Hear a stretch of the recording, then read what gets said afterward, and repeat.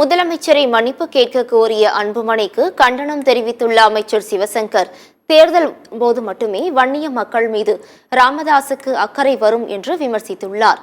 இது தொடர்பாக அரியலூரில் பேசிய அவர், யார் யாரிடம் மன்னிப்பு கேட்க வேண்டும் என்று ஆவேசமாக கேள்வி எழுப்பினார்.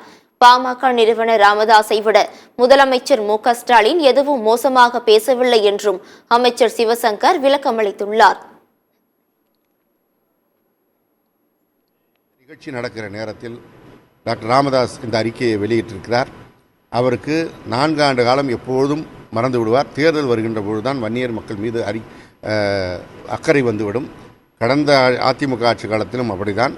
கடைசி காலத்தில் புதிதாக அக்கறை வந்து அந்த 10.5% இடஒதுக்கீடுக்கு போராடுவது போல ஒரு போராட்டத்தை நடத்தி அவர்களோடு கூட்டணி பேச்சுவார்த்தையை நடத்தி கொண்டு சட்டமன்ற தேர்தல் அறிவிக்கின்ற அன்று காலையிலே சட்டமன்றத்திலே இதற்கு ஒரு அவசரமான சட்டத்திருத்தத்தை கொண்டு வந்து இடஒதுக்கீடு அறிவிக்கப்பட்டது. அது எப்படிப்பட்ட நாடகம் என்பது நாடறியும்.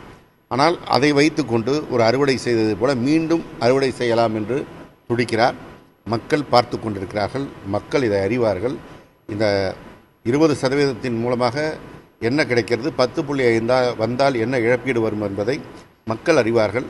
எனவே முதல்வர் மீது புழுதிவாரி தூற்றுகின்ற பணியை டாக்டர் ராமதாஸ் நிறுத்திக் கொள்ள வேண்டும் என்று இந்த நேரத்தில் நான் தெரிவித்துக் கொள்கிறேன். இதனிடையே முதலமைச்சர் மு.க.ஸ்டாலினை கண்டித்து அரியலூரில் பாமகவினர் போராட்டத்தில் ஈடுபட்டனர். செந்துறையில் பெரம்பலூர் மாவட்ட செயலாளர் செந்தில் தலைமையில் ஆர்ப்பாட்டம் நடைபெற்றது. அப்போது ராமதாஸை அவதூறாக பேசிய முதலமைச்சர் மன்னிப்பு கேட்க வேண்டும் என்று அவர் முழக்கங்களை எழுப்பினார்.